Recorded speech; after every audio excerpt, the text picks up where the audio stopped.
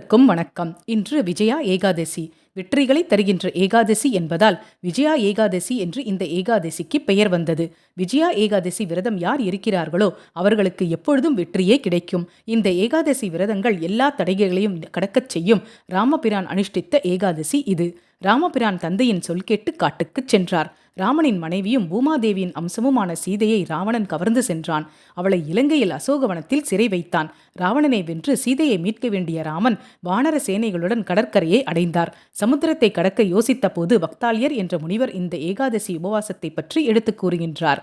பங்குனி தேய்பிறையில் வரும் இந்த ஏகாதசி உபவாசம் இருந்தால் நீ எளிதில் சமுத்திரத்தை கடக்கலாம், ராவணனையும் ராட்சதர்களையும் கொன்று சீதையை அடையலாம் என்று ஏகாதசி விரதத்தின் மகாத்மியத்தை முனிவர் சொல்லுகின்றார்.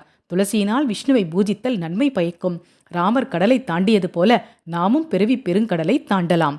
நன்றி. வாழ்க வளமுடன்.